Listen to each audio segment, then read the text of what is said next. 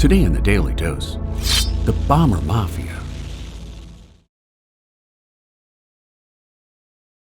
During the First World War, the long years of trench warfare-inspired standoff, attrition, and slaughter led early aviation leaders to realize the potential of air power and strategic bombing as a means to shorten wars by gaining superiority from the skies. Among them, Brigadier General Billy Mitchell was one of the first to appreciate the destructive potential of bombing warfare. And when General John J. Blackjack Pershing arrived into France to assume the command of the American Expeditionary Forces, Mitchell approached him about using air power to knock out German airfields and supply depots behind enemy lines, which marked the genesis of the Bomber Mafia that would come to preeminence during the interwar years of 1919 to 1939. By the end of World War I, U.S. Air Force Lieutenant General Henry Hap Arnold, General Ira Eaker, and General Carl Toohey Spotts became the first disciples of Mitchell, who is now known as the father of American air power. While in Great Britain, Air Marshal Hugh Trenchard, Sir Charles Portal, Sir Arthur Harris, and Sidney Buffton became deep believers in strategic bombing to shorten the duration and overall bloodshed of wars. Known collectively as the Bomber Mafia, most drafted their ideas about strategic bombing from a number of international sources, including Italian Air Commander General Giulio Douhet, who published his masterwork on the subject, The Command of the Air, in 1921. By the start of the Second World War, advances in fighter and bomber design had developed rapidly during the interwar period, leading to enormous improvements that allowed bombers to fly higher and faster with substantially improved payloads.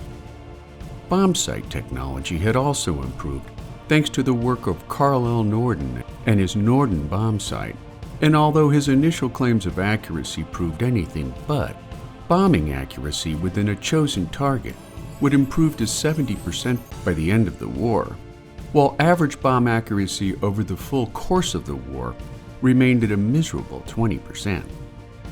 All told, Allied air forces dropped some 2.7 million tons of bombs on Axis-held territories, comprising 1,440,000 bomber sorties and 2,680,000 fighter sorties. By war's end, the Allies' heavy reliance on the strategic bombing of German cities and factories, combined with the Allies' superior rates of attrition and arms production, to bring the bloodiest conflict in human history to a merciful end.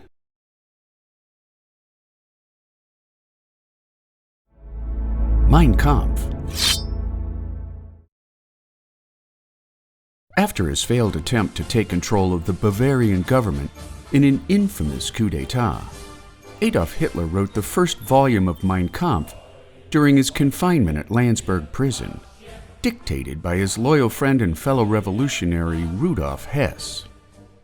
Translated into the English as My Struggle, Hitler's autobiographical Mein Kampf reminisces about his time in Vienna, when at first he was tolerant of the Jews and Slavs he met there, dismissing the anti-Semitic press as unworthy of his consideration.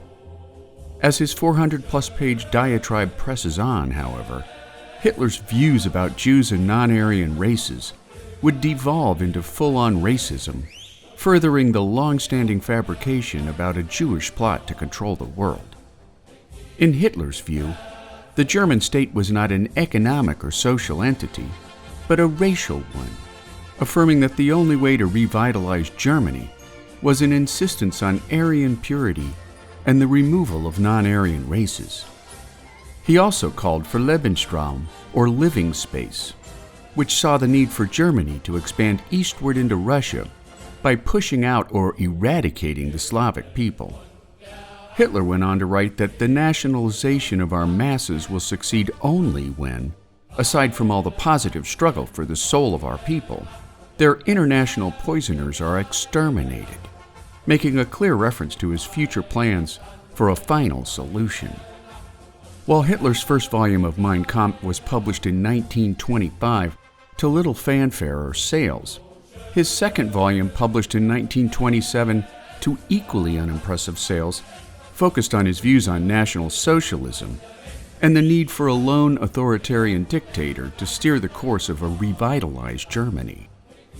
Mein Kampf's dismal sales numbers tipped upwards after Hitler came to power in 1933, rising so dramatically in popularity and sales that newly married couples were generally given a copy as a wedding gift, filling Hitler's personal coffers with $27 million in royalties in today's currency.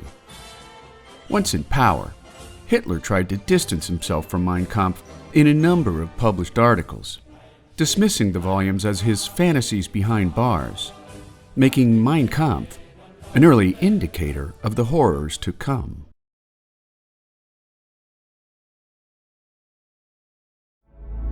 Hitler's Olympic Games. For 2 weeks in August 1936, athletes descended upon Berlin for the 11th Olympic Games. Visitors and athletes alike were warmly welcomed, but behind the pomp and pageantry were ominous signs of a Nazi regime gone bad. The swastika was openly displayed on banners around town and at the Olympic Stadium, while the German sense of Aryan supremacy was a hard thing to conceal. After the aggressions displayed by the Germans during World War I, Hitler and his propaganda machine used the Olympics as a way to present a kinder, gentler image to a largely skeptical world.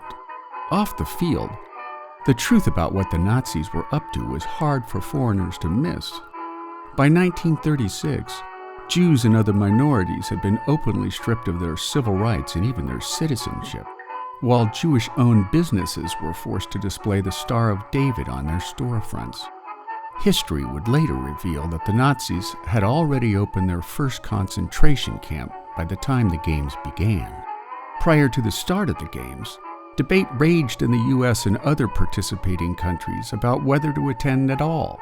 But in the end, 49 nations, including the United States, came to Germany to compete. And at the opening ceremonies, visiting athletes and spectators alike witnessed Aryan athletes follow in the footsteps of ancient Greeks, bringing fire from Mount Olympus in the first ever Olympic torch relay. Popular history remembers Jesse Owens' 4 gold medals, an Olympic first for any athlete, no doubt causing great embarrassment to the Germans' belief in their Aryan supremacy. The Games also stood as a major corruption to the ideals sacred to the Olympic Games, creating an illusion of a peaceful and tolerant nation that was the farthest thing from the truth.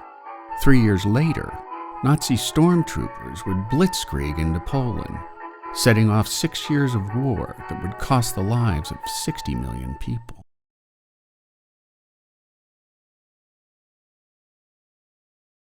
The Hitler Youth of Nazi Germany. In the early 20th century, Germany had for many years a history of youth organizations, some linked to a particular church or political party, while others were staunchly non-sectarian. Most of these groups held a common theme of friendship and healthy social engagement, and while many of these organizations united and flourished based on the strength of their leadership, by far the most predominant and lasting of these organizations was the Hitler Youth. The Nazi Party had its roots in the infant German Workers' Party, which Adolf Hitler reluctantly joined in 1919. By 1921, the organization had morphed into the National Socialist German Workers' Party, or NSDAP, with Hitler as its leader. In the summer of 1921, an 18-year-old former National German Youth leader, Gustav Adolf Link, applied for membership with the NSDAP, but was denied due to his age. Link persisted in his bid to join the organization, and in 1922, the Youth League of the NSDAP had been formed under his leadership. Membership was for Aryan German males only between the ages of 14 and 18 years, while foreigners and Jews were vehemently disallowed.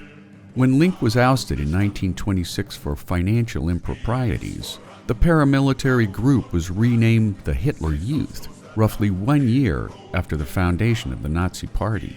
Members of the Hitler Youth were seen by most Germans as a way to ensure the future of Nazi ideology, including anti-Semitic racism and the belief in Aryan supremacy among the races of men.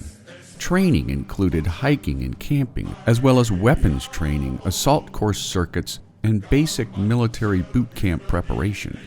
The aim was to instill in German youth the motivation that would enable its members to fight faithfully for the Nazi cause, should Germany ever see the need to go to war.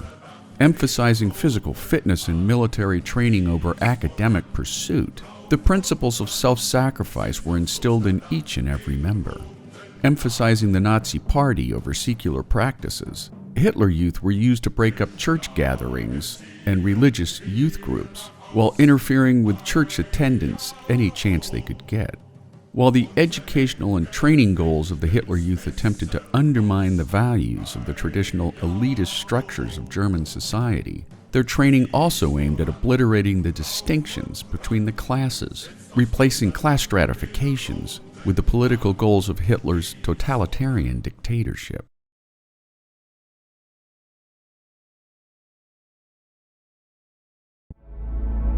Joseph Stalin. Born into poverty in 1878 Gori, Georgia, as a teenager, Joseph Stalin earned a scholarship to attend a seminary in the city of Tbilisi, where he secretly began reading Karl Marx's Communist Manifesto. After he was kicked out of school for spewing Marxist propaganda, Stalin became an underground political agitator for the Bolshevik Party, at the same time engaging in criminal activities such as bank robbery to help fund the Bolsheviks, which landed him in prison or exile in Siberia multiple times from 1902 to 1913. After the Bolsheviks seized power in 1917, Stalin rose to the rank of Secretary General of the Communist Party within the newly formed Soviet Union, which allowed him to appoint his allies to positions of power, further expanding his political base of support. After Soviet leader Vladimir Lenin died in 1924, Stalin outmaneuvered or eliminated his rivals, becoming dictator of the Soviet Union by 1929. In an attempt to transform the Soviet Union from a nation of peasants to an industrial superpower, Stalin implemented a series of 5-year plans, which included the collectivization of Soviet farms. And when millions of farmers resisted the seizure of their properties, Stalin executed or exiled millions of farmers, which in turn caused widespread famine that took millions of additional innocent lives. Stalin's reign of terror would cost the lives of millions of Russians by his death in 1953, as many as 20 million by some estimates, including Stalin's Great Purge of the late 1930s, which killed off those in the Communist Party whom Stalin considered a threat.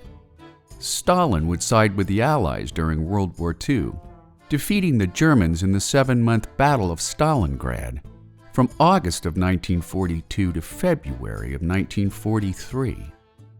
In the final 2 years of the war, as Adolf Hitler capitulated from offensive territorial expansion to troop pullbacks in defense of Germany, Stalin participated in the Allied conferences to discuss the post-war direction of Europe, including Tehran in 1943 and Yalta in 1945, remaining loyal to the Allies, while at the same time never losing sight of his vision to expand the Soviet Union.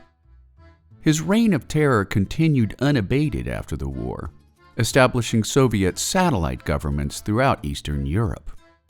Stalin's expansionist ambitions led to the start of the Cold War in 1947, when President Harry S. Truman and Congress supported the governments of Turkey and Greece, who were then under threat from communist rebel fighters. Cold War events came to a head in 1950, when Stalin gave North Korean leader Kim Il-sung permission to invade U.S.-supported South Korea, leading to the Korean War of 1950 to 1953. After he died from a stroke on March 5, 1953. His body was preserved in Lenin's mausoleum until 1961, when his remains were reburied near the Kremlin walls as part of the de-Stalinization era initiated by his successor, Nikita Khrushchev, making Joseph Stalin one of the most feared dictators in the history of modern Russia.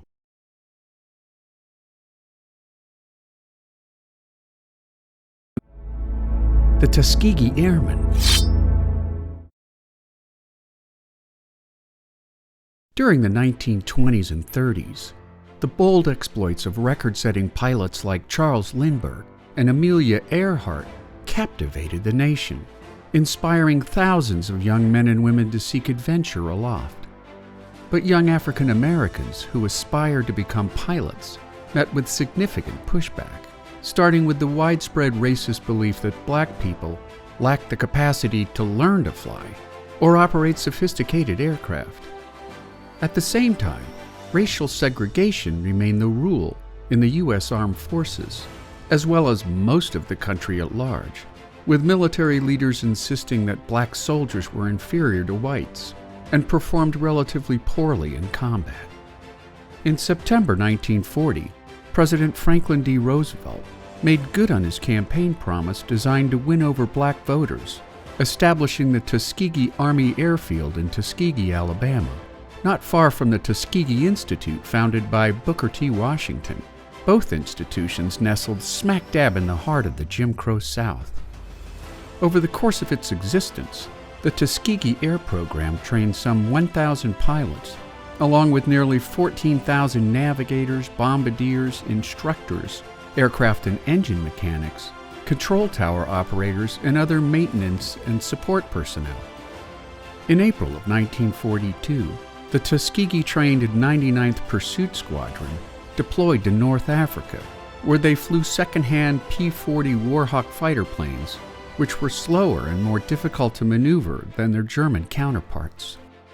After the Nazis were driven out of North Africa, the 99th was moved to Italy, followed by the formation in 1944 of the 100th, 301st, and 302nd Squadron of the 15th Air Force, where they were finally trained to fly the ultimate king of the jungle fighter plane, the P-51 Mustang. Known as the Red Tails, despite their late entry into the war, the Tuskegee Airmen flew more than 15,000 combat sorties over their 2-year wartime engagement, destroying 112 German planes in the air, 237 on the ground, as well as 1,000 rail cars and transportation vehicles, 1 German destroyer, and 40 boats and barges. On the lost side of the spreadsheet, the combined squadron saw 68 Tuskegee Airmen killed in action, while another 32 were captured and made prisoners of war after being shot down. As a group, the Tuskegee Airmen were awarded 96 Distinguished Flying Crosses. After their brave service in World War II, the Tuskegee Airmen returned home to a country where they continued to face systemic racism and prejudice. But they did represent an important step forward in preparing the nation for at least the racial integration of the military, which began when Harry S. Truman issued Executive Order 9981 on July 26, 1948, which officially desegregated the U.S. Armed Forces and mandated equality of opportunity and treatment for all American servicemen.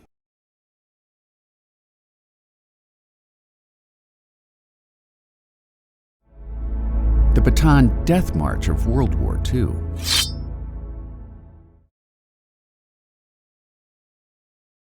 In early 1942, the Japanese bombed Manila after it had been declared an open city, forcing a humiliated Douglas MacArthur to escape the Philippines before his 80,000 American and Filipino troops surrendered at Bataan.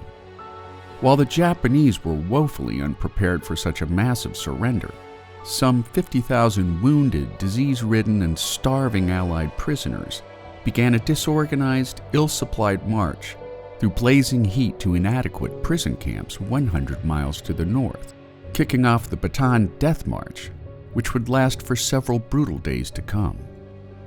To the Japanese, the ancient samurai code of Bushido emphasized death before dishonor, which meant that even before the march began, Japanese soldiers who oversaw the prisoners considered them subhuman and largely worthless.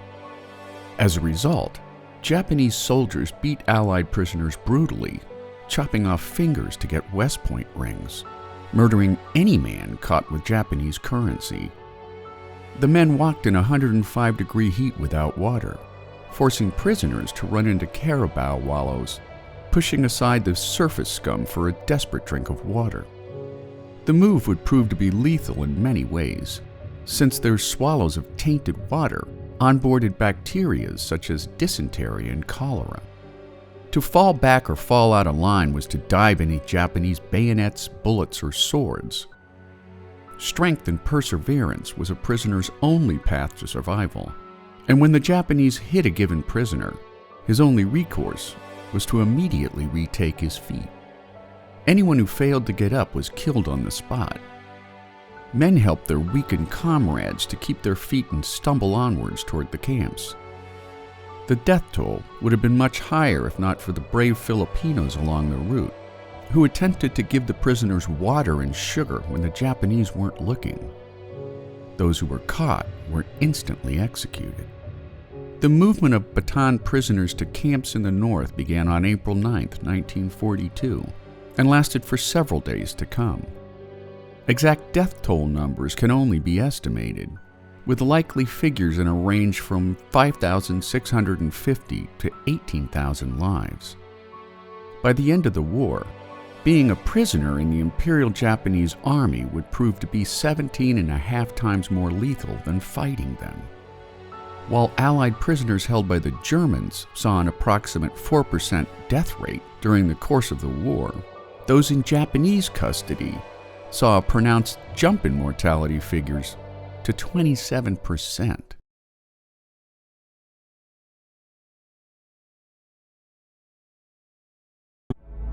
Hitler wants a wall. As early as December 1941, Nazi leader Adolf Hitler ordered that plans be drawn up for the construction of an Atlantic wall, which would ultimately set off a monumental effort to create defensive fortifications along the entirety of the west coast of Europe. Work began in the spring of 1942, and by April of the following year, almost 250,000 conscripted French laborers were at work building massive coastal fortifications, batteries, mortars, and defensive masonry walls capable of stopping or at least slowing a mechanized invasion from the sea. From the tip of Norway to the Spanish border, every beach along nearly 2,000 miles of coastline was to be made impassable. Naval guns were housed in what the Nazis believed to be indestructible bunkers, while behind the Atlantic Wall, tracks were laid for railway guns capable of hurling shells as far away as England. In the fall of 1943, Hitler became even more convinced that an Allied invasion along the Atlantic coast of Europe would soon become an inevitable reality.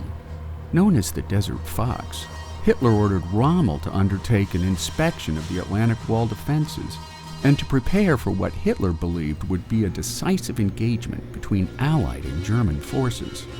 Believing also that the invasion would be launched across the Straits of Dover against the Pas-de-Calais region, Hitler ordered this sector to be given priority over other sectors of the Atlantic Wall construction project. But by mid-1944, while fortifications in and around the Pas-de-Calais region were deemed completed, other sectors were far from ready for an impending Allied invasion, particularly in and around Normandy, France. As a result of this defensive frailty, on June 6, 1944, the Allied invasion of Normandy took place at 5 beachheads known as Omaha, Juno, Utah, Gold, and Sword. Supported by 6,939 naval warships and landing craft, around 156,000 Allied soldiers and paratroopers landed on D-Day, while a total of 1.5 million Allied troops would flood into Europe via the Normandy beachheads by the end of the week. 10,500 Allied troops would be killed, wounded, missing, or made prisoner of war by the end of the first day. while the Germans would suffer a nearly equal number of casualties. 10 months later, Allied troops would storm the Nazi capital of Berlin, ending 6 years of bloodshed that cost the lives of 75 million people.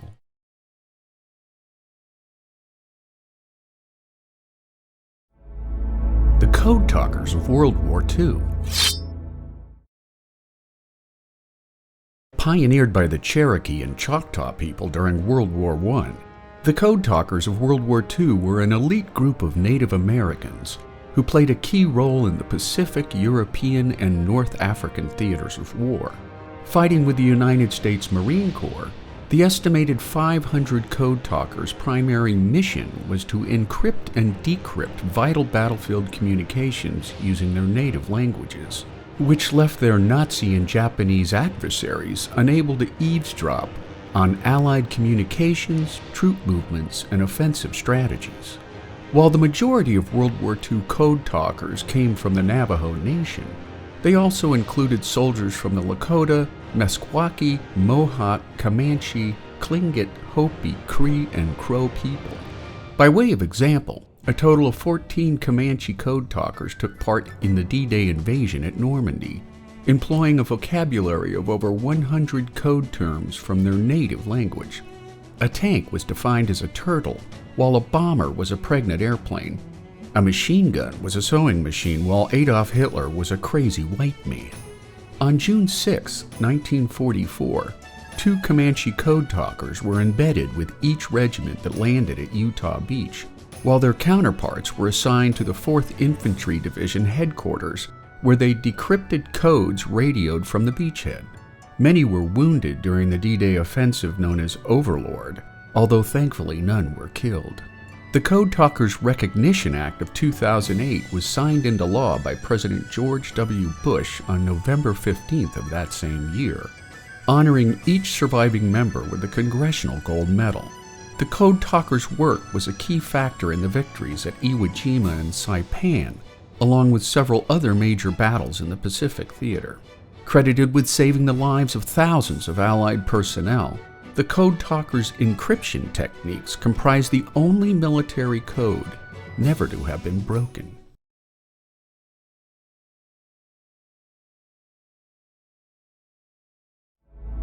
The Reichstag Fire.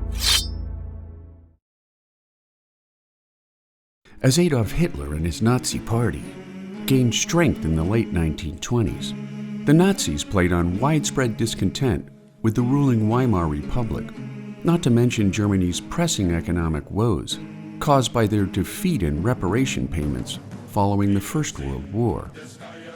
In response to his dwindling support, in 1933, war hero and now Weimar President Paul von Hindenburg reluctantly appointed Hitler Chancellor of Germany in an effort to build a right-wing coalition against his far-left opponents. In response, the Nazis quickly suppressed their political opponents, issuing a February 4th decree for the protection of the German people, which effectively muzzled the German press and banned political marches and assemblies, at the same time raiding Communist Party headquarters in Berlin, before falsely claiming to have found seditious pamphlets encouraging an armed communist revolt. In retaliation, on the night of February 27th, the Reichstag, or German parliament, was set ablaze, destroying its gilded cupola and main chamber, causing $1 million in damage, or some $24 million in today's currency, before firefighters could extinguish the flames.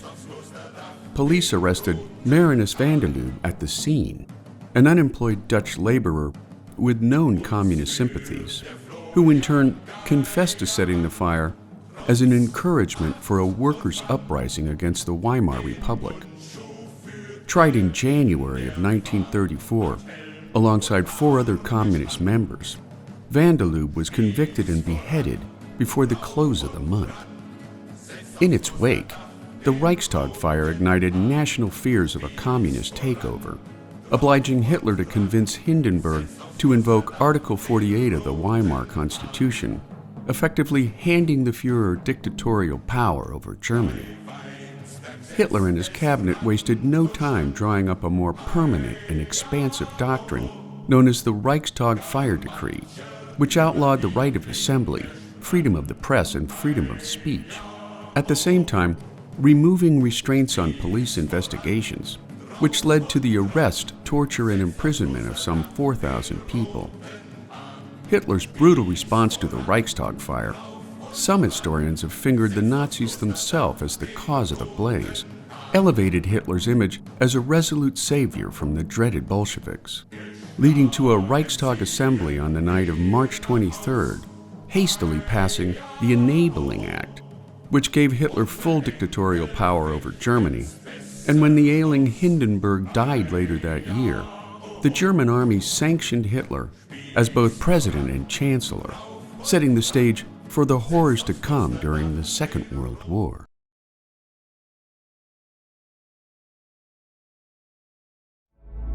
The Bull of Scapa Flow. On August 19, 1939, just days before Hitler's invasion of Poland, newly minted U-boat captain Günther Prien departed a German subbase at Kiel on his first war patrol aboard U-47, a Type 7B U-boat carrying 14 torpedoes, an 8.8-centimeter naval gun, a 2-centimeter anti-aircraft gun, and 33 tons of additional fuel and external tanks, which gave U-47 a range of 2,800 miles. At first, Prien circumnavigated the British Isles on a reconnaissance mission until Prime Minister Neville Chamberlain declared war on Germany on September 3, 1939. 2 days later, Prien and his crew of 4 officers and 43 men entered the Bay of Biscay, sending the SS Bosnia, Rio Carlo, and Gardavan to their watery graves over the course of a few short days. Returning home to Germany for a well-deserved rest, Kriegsmarine Commander Admiral Karl Dönitz summoned Prien to his office, tasking the young captain with a potential suicide mission involving an attack on Britain's most important Royal Navy base at Scapa Flow, tucked inside the Orkney Islands off the northern coast of Scotland, which had been used as a safe harbor as far back as the Vikings. Departing on October 8, 1939, Prien cautiously approached Scapa Flow through a series of treacherously narrow and shallow channels with fast-moving tides, avoiding block ships and floating booms that the British had put in place after World War I. When Prien and his men finally entered Scapa Flow, they quickly realized that the British had dispersed their fleet after the outbreak of war, and after several patrolling warships proved out of range for U-47's torpedoes, Prien shot 4 torpedoes at the HMS Royal Oak, each failing to find its mark. Reloading yet again, his second salvo of 3 torpedoes decimated the Royal Oak, taking the lives of 833 men, including Rear Admiral Henry Blagrove. Returning home to a hero's welcome, including a personal reception by Dönitz and Hitler himself, Prien became the first U-boat commander to be awarded the Knight's Cross of the Iron Cross. Nicknamed the Bull of Scapa Flow for his gutsy incursion and escape from the notorious British port, Prien and his U-47 would go on to sink 30 Allied ships worth 200,000 tons until she mysteriously disappeared on her 10th patrol in March of 1941, never to be seen again. While some historians believe U-47 was sunk on March 7th by HMS Wolverine off the west coast of Ireland, others believe she was lost due to mechanical failure, a mine encounter, or a malfunctioning torpedo, making the Bull of Scapa Flow a long-remembered legend among German submariners.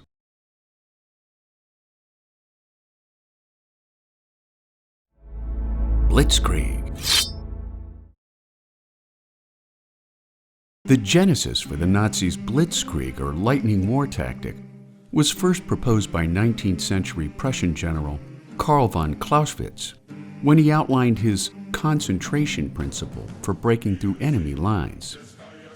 Germany's Blitzkrieg strategy was further developed after the arduous deadlock of trench warfare during the First World War, and while the post-war Treaty of Versailles limited the German army to 100,000 men or 10 divisions, compared to France's 85 divisions at the start of World War II, Germany honed their Blitzkrieg invasion technique during their participation in the Spanish Civil War of 1936 to 1939, employing cardboard versions of panzer tanks to practice Blitzkrieg tactics without violating the limitations required by the Treaty of Versailles. According to John Delaney, head of the Second World War team at the Imperial War Museum, the main goal of Blitzkrieg was to win by not fighting, but to defeat an enemy by dislocation rather than the uncertainty of defeat on the battlefield. To accomplish this, Nazi stormtroopers first identified weak points in the enemy's line before breaking through to cause disruptions in the opposing army's rear flank, allowing inferior numbers of German forces to rapidly defeat their chosen foe. Of the three prerequisites of a successful Blitzkrieg, speed of forward movement was paramount, and while only 15% of the German army was mechanized, by concentrating these assets at the tip of the spear, the Nazis combined close air support by the Luftwaffe, speed of communication, and rapid decision-making to punch through enemy lines against superior opposing numbers. Decisions made on the battlefield in minutes by German commanders proved vastly superior against antiquated Allied decision-making chains of command that generally took days to reach the field of battle. And while the Allies were tactically prepared for a repeat of World War I, the Germans' use of radio communications proved overwhelmingly superior to the Allies' use of phone lines for strategic communication, something that could easily be cut in minutes, allowing German forces to capture in weeks what they had failed to take during the entirety of World War I. With Nazi troops in Paris by June of 1940, the French had signed their humiliating surrender by the end of the month, ironically in the same railway car Germany had used for their surrender in 1918. Later in the conflict, Germany's Blitzkrieg strategy would prove insufficient against the Allies' war of attrition that simply outproduced their enemies in military might, making Hitler's Blitzkrieg strategy of shock and awe a key early tactic in his aggression against the world.